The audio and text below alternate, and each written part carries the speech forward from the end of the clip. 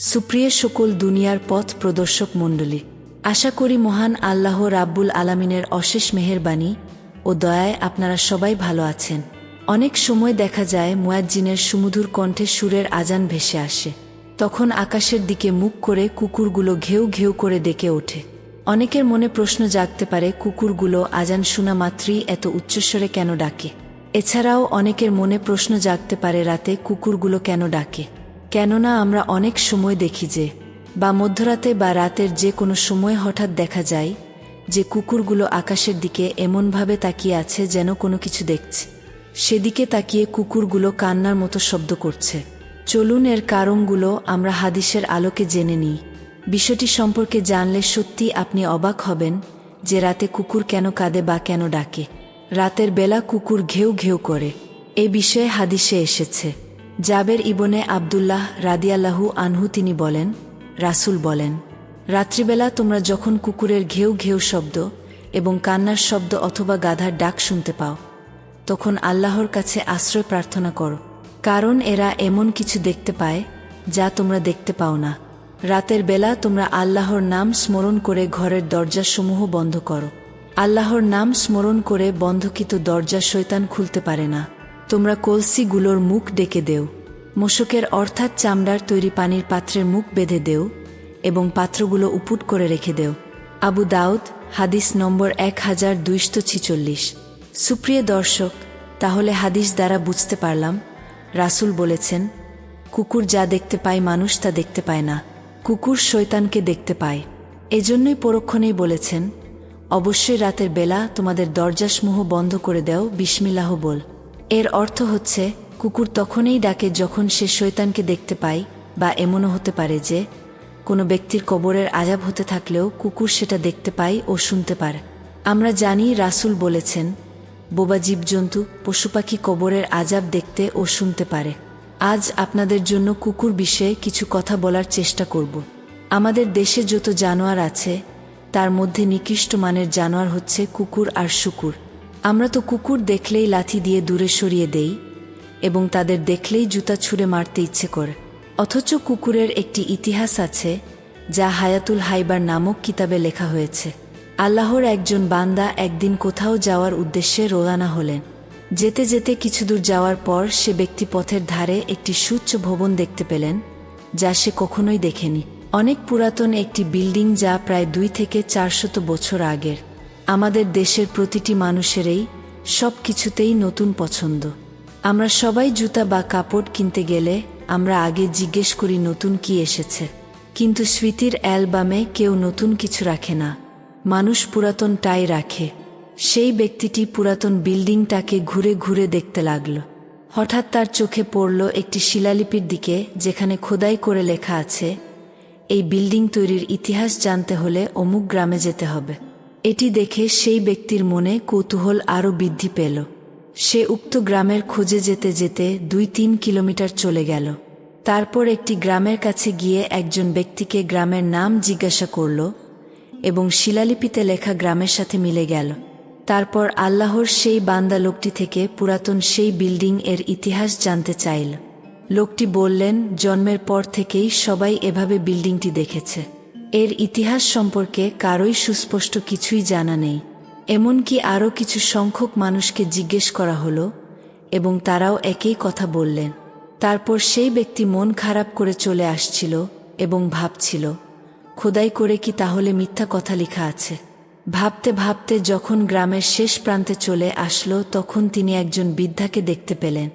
বয়সের ভারে বৃদ্ধার মাথা 3টে হয়ে গেছে, অর্থাৎ বয়সের ভারে ঝুঁকে বসে থাকতে থাকতে হাঁটুসহ 3টা মাথা মনে হয়।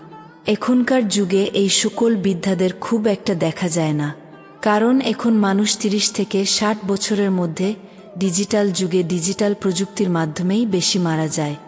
যেমন স্বামী স্ত্রীর থেকে পানি চাইলেন, স্ত্রী পানি নিয়ে আসতে আসতে শোনা যায় বাইক অ্যাক্সিডেন্টে স্বামী আর দুনিয়াতে নেই। আর আগের যুগের বৃদ্ধা মানুষ অসুস্থ অবস্থায় 7-8 দিন পর্যন্ত বিছানায় থেকে মারা যাবে বলতে বলতেও আরও 2 থেকে 3 ঘন্টা বেঁচে থাকত। যাই হোক, সবেই আল্লাহর হুকুম। তখন কেউ পানি দিত, কেউ দুধ দিত, কেউ ক্ষমা চাওয়ার সুযোগ পেত। তাছাড়া ক্ষমা চাওয়াটা একটি ভালো পদ্ধতি। কিন্তু হঠাৎ মৃত্যু ভালো না। রাসূল হঠাৎ মৃত্যু থেকে আল্লাহর কাছে পানা চেয়েছেন। যাই হোক, আল্লাহর সেই বান্দা বৃদ্ধার কাছে গেল এবং জিজ্ঞেস করল, এই গ্রামের নামটি কি এটা? উত্তরে বৃদ্ধা বললেন, হ্যাঁ, কিন্তু তুমি কোথায় থেকে জানো এবং তুমি কোথায় থাকো? উত্তরে ব্যক্তিটি বললেন, আমার বাড়ি অনেক দূর। আমি অমুক রাস্তায় সেই মাথায় একটি বিল্ডিং দেখতে পেলাম, যেখানে লেখা ছিল বিল্ডিং এর ইতিহাস জানতে হলে এই গ্রামে আসতে। কিন্তু প্রায় 40 জনকে জিজ্ঞেস করলাম, কেউ জানে না। বৃদ্ধা লোকটি মুচকি হাসি দিয়ে বললেন, তুমি কাদের জিজ্ঞাসা করেছ?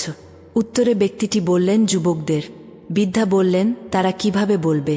আমার বয়স 200 বছর পার হয়ে গেছে।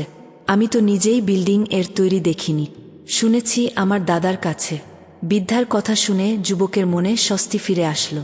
যুবক ইতিহাস জানতে চাইলে বৃদ্ধা তাকে কাছে টেনে নিয়ে বলতে লাগলেন, এই রাস্তা দিয়ে আসার সময় যত গ্রাম মহল্লা জমিজমা তুমি দেখেছ, সব জমিজমার মালিক ছিল একজন জমিদার। সেই জমিদারের অনেক চাকর বাকর ছিল, খাদেমের কোনো অভাব ছিল না। তবে জমিদারের স্মরণীয় বস্তুর ভিতর ছিল একটি পালিত কুকুর। কুকুরটি জমিদারকে সাংঘাতিক মোহব্বত করত। এক মুহূর্তের জন্য কুকুর জমিদারকে ছেড়ে যেত না। যখন গোসল করত তখন কুকুরটি জমিদারের কাপড় পাহারা দিত। জমিদার যখন বাথরুমে যেত, কুকুরটি বাথরুমের দরজার সামনে দাঁড়িয়ে থাকত, এবং জমিদার যখন ঘুমাতে যেত তখন কুকুরটি তার ঘরের আশপাশ পাহারা দিত। একদিন জমিদারের এক ভিআইপি মহলে যাওয়ার কথা। জমিদার চিন্তা করতে লাগলেন, কুকুরটি আমাকে ছাড়া এক মুহূর্ত থাকতে পারে না। আমি ভিআইপি মহলে যাব, কুকুরটি আমার সাথে গেলে আমার মানসম্মান থাকবে না। এজন্য সে বুদ্ধি করে একটি ঘরের ভিতরে ঢুকল। কুকুর তার সাথে সাথে ঘরে ঢুকে গেলে চাকরদের বলে সেই ঘরের দরজা বন্ধ করে দিল, এবং তারপর কুকুরের গলায় শিকল লাগিয়ে দেওয়া হলো এবং শক্ত পিলারের সাথে বেঁধে রাখা হল। তারপর জমিদার বাবুর্চিকে বলল, আমি এক ভিআইপি মিটিংয়ে যাচ্ছি এবং আমি বাহিরে খাবার পছন্দ করি না, তাই আমার জন্য কিছু আইটেম খাবার রান্না করো। তারপর মালিক যখন চলে যেতে লাগল তখন কুকুরটি তার মালিকের সাথে যেতে না পেরে লাফালাফি করতে লাগল। মালিক যখন বহুদূর চলে গেল, কুকুর তখন নিজেকে কন্ট্রোল করতে না পেরে বিকট আওয়াজে মালিককে ডাকতে লাগল। কুকুরের ডাক শুনে প্রতিবেশীরা জমা হয়ে গেল এবং কিছু সময় ধরে কুকুরের কীর্তিকলাপগুলো দেখল এবং কিছুক্ষণ পর যে যার কাজে চলে গেল। কিন্তু জমিদারের একজন বোবা কাজের মেয়ে কুকুরের কার্যকলাপ প্রত্যক্ষ করছিল। এ সময় বাবুর্চি খাবার তৈরি করে ওই ঘরে তাকের উপর রেখে গেল। ঘরের মধ্যে কেউ নেই, শুধু কুকুর আর বোবা মেয়েটি ছাড়া। এর কিছুক্ষণ পর হঠাৎ দেখতে পেল যে একটি কালো বিষধর সাপ কোথা থেকে উড়ে এসে বাবুর্চির রেখে যাওয়া উক্ত খাবারের মধ্যে মুখ দিয়ে কিছুক্ষণ থাকার পর আবার উড়ে চলে গেল। উক্ত ঘটনা কুকুর আর বোবা মেয়েটি ছাড়া আর কেউ দেখল না। মেয়েটি চিন্তা করল, এখন যদি আমি এখান থেকে চলে যাই এবং মালিক এসে পাত্রে রাখা খাবার খেয়ে ফেলে, তাহলে বিষক্রিয়ায় অবশ্যই মালিক মারা যাবে। তাই কাজের মেয়েটি সেখানেই বসে রইল। কিছুক্ষণ পর মালিক আসলো এবং বোবা মেয়েটি কথা বলতে পারে না, ঠিক তার অঙ্গভঙ্গিমায় বুঝাতে চাইল, কিন্তু মালিক ওই পাত্রে রাখা খাবারে হাত দিবেন না, জীবন বিপন্ন হবে এরকমটাই হয়তো বুঝাতে চাইছিল সেই বোবা মেয়েটি।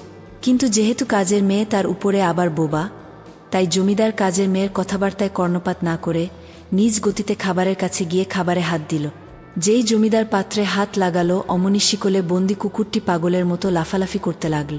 অতিরিক্ত পাগলামি করতে দেখে মালিক কুকুরটিকে ধমক দিল। অন্যান্য সময় মালিক একবার ধমক দিলে কুকুর নিয়ন্ত্রণে চলে আসে, কিন্তু আজ যতই ধমক দেই কুকুর নিয়ন্ত্রণে আসে না। মালিক কুকুরের ভাষা বুঝল না।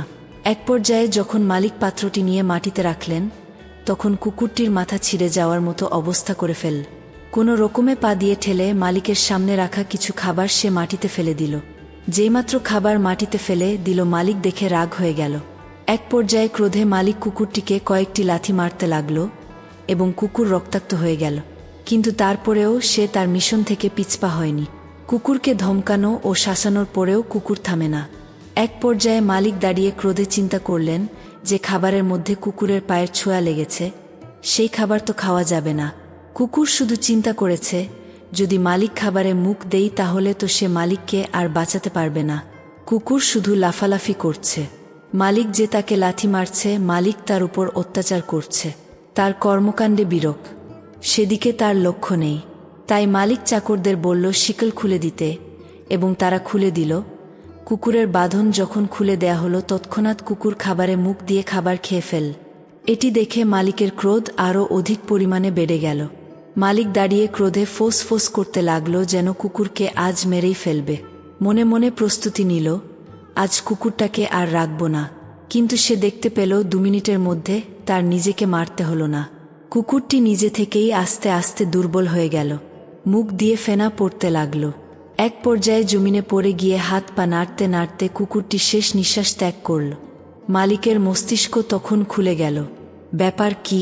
কুকুর খাবারে মুখ দেওয়ার পর এভাবে মারা গেল কেন? এর মধ্যেই সেই বোবা মেয়েটির দিকে মালিক মনোযোগী হলেন। জিজ্ঞাসা করলেন, কি হয়েছিল আমাকে তোর অঙ্গভঙ্গির দ্বারা বুঝিয়ে বল। তখন কাজের মেয়েটি সেই বোবা মেয়েটি চোখের পানি ছেড়ে দিয়ে অঙ্গভঙ্গিমায় বুঝালো, ঘরের মধ্যে কেউ ছিল না, আমি আর কুকুর ছিলাম। আপনার বাবুর্চি খাবার তৈরি করে মুখ না ঢেকেই রেখে চলে গেল। আমরা নিজ চোখে দেখতে পেলাম উড়ন্ত একটি বিষধর সাপ এসে আপনার খাবারে বিষ ঢেলে চলে গেল।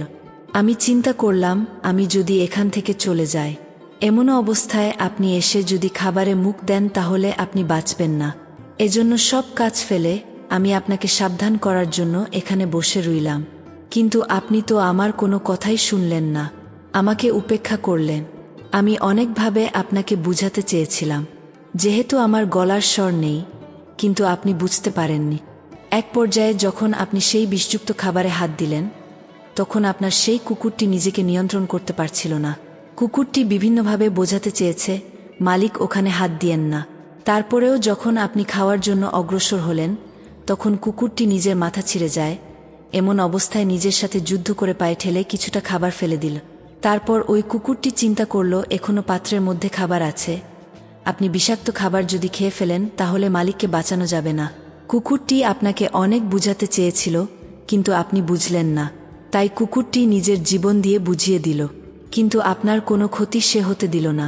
প্রিয় দর্শক, আপনাদের কাছে জিজ্ঞাসা করতে চাই, কুকুর নিজের মালিককে বাঁচানোর জন্য নিজের জীবন বিসর্জন দেয়, অথচ মালিক কুকুরের জন্য খাবারের কোনো মেনু দেয় নাই, থাকার জন্য একটি সুন্দর ঘর দেয় নাই, এবং কুকুর নিজে জাগ্রত থেকে সারা রাত তার মালিককে পাহারা দিল।